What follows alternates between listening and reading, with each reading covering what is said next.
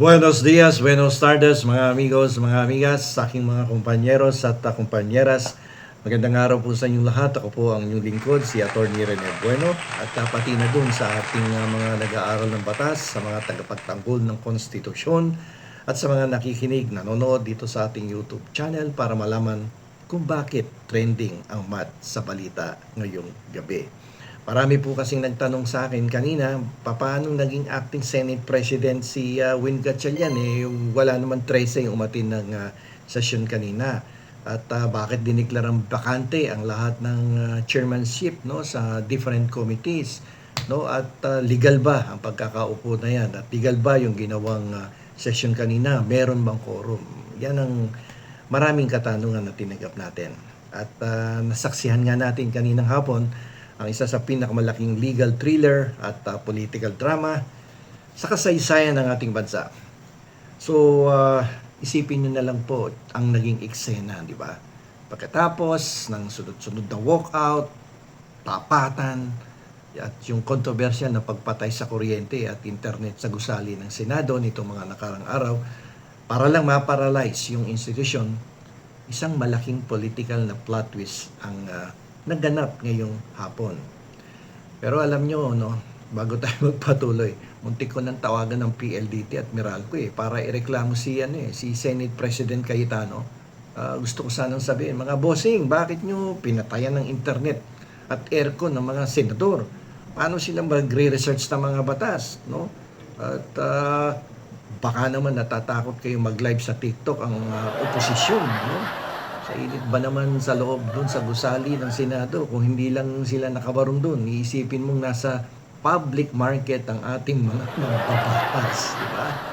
So kanina biglaan, no, at sabi nga ni Senator Erwin Tulfo ay kusang loob na pumunta si Chis Escudero sa Senado upang gampanan ang kanyang tungkulin, no, ayon sa mandato ng ating saligang batas.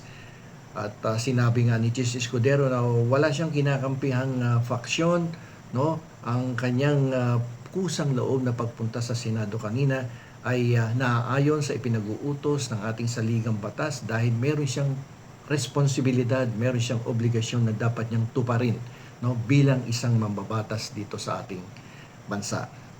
So nagpulong ang grupo ng mga senador at umupo si Senator Win Gatchalian bilang acting Senate President at sa isang mabilis na botohan, idineklarang bakante o burado ang lahat ng committee chairmanships ng mga senators na nag-boycott. So sa ngayon, ang lumalabas kasi ang mga senador na nag-boycott na lang ay 10 na lang sila kasi nawala si Bato, nagtatago hanggang ngayon. Si Jinggoy inaresto, nando doon sa Payatas sa jail sa Payatas.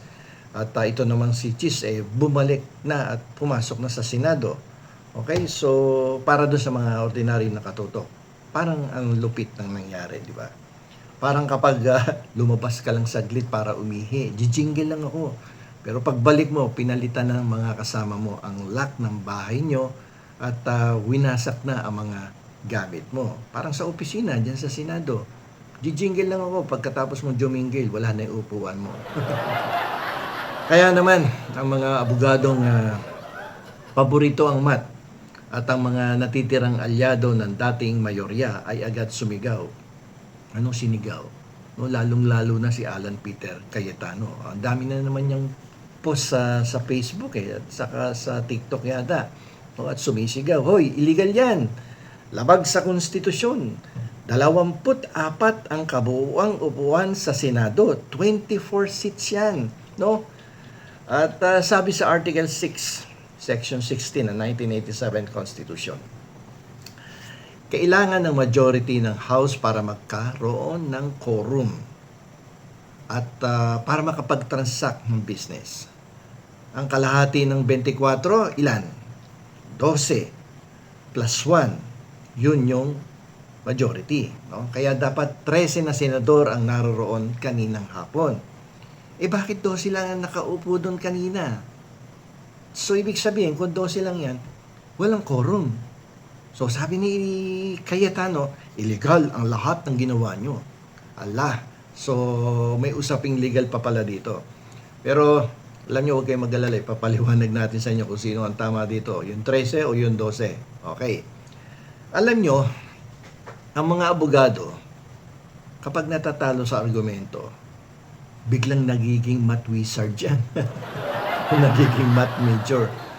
Akala mo naman naging magaling sila sa math eh. Kaya nga kami nag-law school eh. Kasi akala namin walang numero rito. Sabi tuloy ng isang mambabatas, "Objection, Your Honor. Math is unconstitutional." Okay, so joke lang yun ha. So mga amigos, mga amigas, dito na po pumasok ang pinakamalupit na legal magic sa kasaysayan ng ating batas. Okay? Paanong naging legal ang quorum kahit 12 lang yung senador, no, na nandoon sa sesyon kanina? Sino-sino yan? Sina Tito Soto, si Meg Subiri, Risa Hontiveros, si JB Ejercito, yung dalawang magkapatid na Tulpo, at ang silent operator na topic natin kaninang umaga, si Leon Guerrero, si Lito Lapid. So lahat-lahat sila doon, kasama din si Chis, 12 lang sila. Sabi ng konstitusyon, 13. Yun ang iginigiit ngayon ni Alan Peter Cayetano. Makinig po kayong mabuti dahil ito ang sikreto ng ating saligang batas. Pag-usapan natin, hindi po lahat ng upuan sa Senado ay binibilang kapag ang multo ng krisis ay nagpapakita. Ano ba yung legal formula dyan para makuha mo yung majority, para makuha mo yung bilang na that will constitute as a quorum? Ano ba yung kahulugan ng the House, diba, na sinasabi sa ating saligang batas? Sa ilalim po ng konstitusyon at sa mga settled doctrines o yung desisyon ng Korte Suprema, yung mga tinatawag nating jurisprudence, no? Yung katagang the House, yung Senado, sa pagbibilang ng quorum ay hindi nangangahulugang lahat ng upuan, ito upuan, di ba? No, lahat ng upuan na nakadikit sa semento o ang kabuuang 24 upuan, no? Ito ay tumutukoy lamang sa mga aktibong miyembro. Okay, ulitin ko ha. Ito ay tumutukoy lamang sa mga aktibong miyembro na nasa ilalim at kaya pang abutin ng coercive power. Ano yung coercive power? Ito po yung kapangyarihang ibinigay ng konstitusyon sa Senado na puwersahin, no, kapag nasa jurisdiction pa nila, no, ang mga senador, na papasukin, piliting pumasok. Yung mga nagbo-boycott, yung mga umabsent, pipiliting pumasok yan because they are still under the coercive power of the Senate. Sabi sa Article 6, kung kaunti lang ang senador na sumipot sa session hall, may kapangyarihan ang maliit na grupong ito na utusan ng Sergeant at Arms na hanapin, arestuhin, o pwede nga kalad ka rin ang mga absent na senador o yung mga nagbo-boycott na senador para lang makabuo ng quorum. Hindi po ako nagsabi niyan. Ang nagsabi niyan, Korte Suprema. Okay? Sige. Pero ano yung tanong ng batas? Sino yung hindi mo pwedeng kalad ka rin? Sino yung hindi mo pwedeng arestuhin? Sino yung hindi mo pwedeng hilahin, puwersahin under the coercive power of the Senate para makabuo ng quorum, para pumasok at makabuo ng quorum? Sino yun? Siyempre, yung mga taong wala na sa legal o physical na abot kamay ng Senado. Yung wala na sa coercive power nila. So, sa kaso ngayong hapon, 2 senador ang mathematically and legally na inalis po sa listahan. Okay? So, bakit inalis? Bakit hindi sila kabilang? Okay? So, umpisahan po natin kay Jinggoy Estrada. Sinilbihan niya ng non-bailable warrant para sa kasong plunder.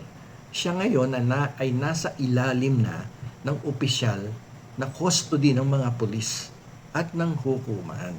Okay? Si Jinggoy is now under the custody and jurisdiction of the court. Hindi na siya pwedeng utusan ng Sergeant at Arms ng Senado na, "Hoy, Jinggoy, sumipot ka sa session ngayon." Hindi na pwede yon. Dahil ang kanyang pisikal na kalayaan ay legal nang nilimitahan ng hudikatura. Limited na yung freedom niya ngayon because of the case na plunder. Kaya nga siya ipinasok sa kulungan no? To limit his movement kasi baka tumakas pa yan, di ba? Katulad ni Bato de la Rosa. Si Bato de la Rosa dahil siya ay kasalukuyang nakikipaglaro ng hide and seek. At hindi pa natin alam ang tiyak na kinaroroonan. Siya ay formal na itinuturing na beyond, no? Beyond the physical reach ng coercive power of the Senate para puwersahing dumalo ngayong araw. So paano mo pipuwersahing dumalo? Through the Sergeant of Arms, ang isang miyembro ng Senado na hindi mo nga alam kung saan lupalop nagtatago. So, Bato is beyond the reach of the Sergeant at Arms, beyond the reach of the coercive powers of the Senate. Huwag niyong hanapin si Senator Bato. Sabi ng Sergeant at Arms, naglaro raw ito ng pinakamalupit na laro ng hide and seek sa kasaysayan.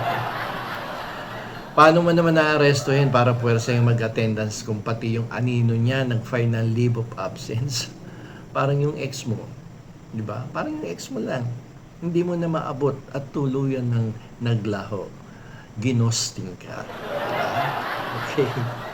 So ngayon, dahil ang dalawang ito ay hindi na maaabot ng kamay ng Senado, binawasan ng batas ang ating base number o denominator. Ang dating 24 na structural seats ay naging 22 na active seats na lang ngayong hapon. So, hindi na siya 24, 22 na lang yung mga aktibong upuan sa loob ng Senado. So, siyempre, hindi mo na mahanap yung isa naman nakakulong, paano mo pwedeng pumasok yan sa loob ng Senado? Wala na yan sa ilalim ng iyong kustodiya. Ngayon, gamitin natin yung simpleng math. Ano po yung kalahati ng 22 na aktibong senador? Diba 11? Diba? 11. Ano ang nakakataas na bilang o ang majority ng 11 para makabuo ng quorum? Dagdagan mo ng isa yung 11. Ano ang resulta? Ang suma total? 12. Pag 12, out of the 22 active senators, ano yung 12? Majority na yan. That will constitute as a quorum. So, pwede ngayong umaksyon ang ating mga senador na pumapasok. No? Ganyan ang legal na numerong 12 ngayong hapon. Okay?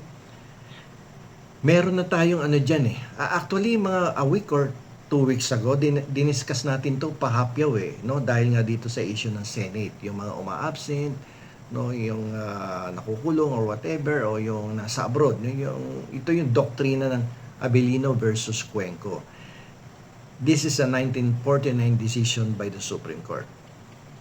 So kung sa tingin po ninyo ay gawa-gawa lang yung ating kwentuhan dito at gawa-gawa lang ang ginawa at ang naging desisyon ng bagong majority dyan sa Senado, nagkakamali po kayo. Ito pong discarding ginawa ng majority senators kaninang hapon ay this is actually heavily anchored, no, based on the legal history of this Senate, no. Noong taong 1949 sa landmark case ng Abilino versus Cuenco, nagkaroon din po kasi na matinding away sa liderato. Baka akala nyo ngayon lang nangyayari yan. Nangyari na din po yan noong 1940s, no. Noon, nag-walk out si Senate President Jose Abilino. So, katulad na nangyayari ngayon kay Cayetano, sinama niya yung mga loyalista niya, sinama niya yung mga kakampi niya, no, para sadyaing i-hostage ang Senado, i-break ang quorum, at pigilan ang investigasyon laban sa kanya. So, mukhang may kaso doon si Senator Abilino noong time na yon, kaya lumabas sila ng Senado, bit-bit ang kanyang mga loyalista. So, ang natira doon sa loob ng Senado, 12. 12 yung lumabas 11 actually.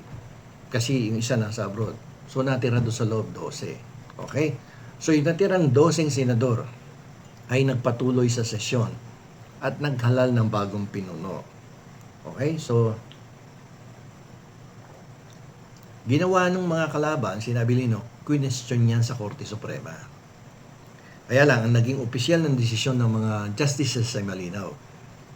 Hindi pwedeng gawing hostage ng isang tao o ng isang grupo ang buong legislatura sa pamamagitan ng pag-absent o yung pagtatago.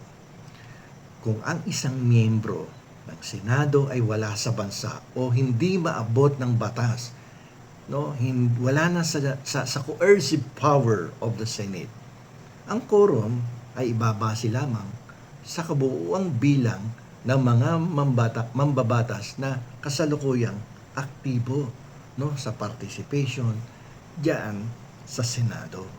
Kumbaga po sa batas, kung magkakaroon tayo ng legal na kasabihan, yung nagtutulog-tulugan o yung nagtatago-taguan ay hindi po yan binibilang sa quorum ng bayan, lalong-lalo na nga dyan sa Senado. Sabi nga ng ating Korte Suprema dun sa kaso ni Abelino, no, ay iniwan mo yung plenaryo. Tapos iiyak-iyak ka. So kung iniwan mo yung plenaryo, huwag kang umiyak. Kung pagbalik mo ay iba na ang nakaupo dun sa trono mo. So yan po mismo ang sinabi ng Korte Suprema sa Tagalog na lengguwahe. Pero English po yung sinabi doon. So sa Tagalog na lengguwahe, ganyan po ang pagkakasabi ng Korte Suprema. Dahil legal na nakabuo ng quorum ang 12 senador ngayong hapon, ang lahat ng kanilang naging aksyon ay naging valid and legally binding yan. So yung paghalal, no, at pag-upo ni Senator Win Gatchalian bilang acting Senate President ay legal sa ilalim ng kapangyarihan ng majority na pumili ng kanilang pansamantalang pinuno. Ayan po ay nakasaad sa Article 6, Section 16, Paragraph 1 of the 1987 Constitution. So, ang tibay ng pundasyon ng ginawa ng bagong majority sa kanilang mga desisyon kaninang hapon sa Senado sa pagpasok ni Chis Escudero that allowed them na magkaroon ng quorum kanina at magdesisyon na ideklarang bakante lahat ang posisyon ng mga chairman ng bawat committee at maghalal ng bagong Senate President pro tempore. So bakante yung Senate President. Ang acting ngayon si Win Gatchalian. Okay? Yung pagdedeklara na vacant ang lahat ng committee ay legal po yan. Ayon po sa kaso ng Santiago versus Gingona, ito naman 1998 decision niya ng Korte Suprema. Ang sabi nila dito, yung pagpili daw at pagpapatalsik sa mga committee chairman ay isang political question. Internal na diskarte yan ng Senado na pinagpapasyahan lang ng majority votes, no? At hindi pwedeng pakailaman maging ng Korte Suprema. Political question yan eh. So hindi pwedeng makailaman ng Korte Suprema pag ganyang mga bagay ang pinag-uusapan, katulad ng mga pagpapalit, pagpapatalsik, pagdedeklara ng bakanteng posisyon sa loob mismo ng Senado. So sa kasalukuyan, bakante din po ang Senate President, no? At ang acting President ay si Win Gatchalian sapagkat siya yung ibinotong Senate President o itinalagang Senate President pro tempore ng majority senators today. So yan ang nangyari kanina. So legally speaking, wala na si Cayetano bilang Senate President. Siguro, kung gusto niya pang manatiling Senate President, doon na lang siya sa Facebook, magtayo ng sariling Senado. At saka sa TikTok, nang hindi maagaw sa kanya yung pagiging Senate President. Alam niyo po, ipinakita sa atin ng insidenteng ito na ang institusyon ng batas ay hindi po isang parang laruan lamang na pwedeng i-hostage kapag hindi pabor sa iyo ang ihip ng hangin, yung pag-boycott, no, pagtatago sa tao na merong ICC warrant of arrest, pagtatanggol sa isang miyembro ng Senado na may local warrant of arrest on the basis na Senate is an independent body, irespeto, ay pati yung pagsabotahe sa kuryente at sa internet. no? Para lang mapigilan ng pagulong ng gobyerno ay hindi po yan umuubra laban sa tibay at tatag ng ating saligang batas, no?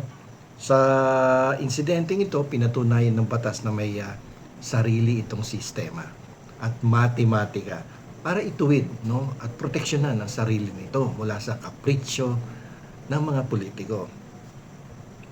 Ang kapangyarihan ay palagi pong nasa kamay ng mga sumusunod, no, sa proseso at hindi sa mga tumatakas dito. So marami pong salamat at sana'y manatiling maayos, no, ang inyong mga internet at connection at nang lagi tayong makapanood, no, ng mga kwentuhan katulad nitong ating ginagawa upang ma-update po kayo sa nangyayari sa ating bansa. So hanggang dito na lamang po, ito po muli ang inyong lingkod, Atty. Rene Buenos.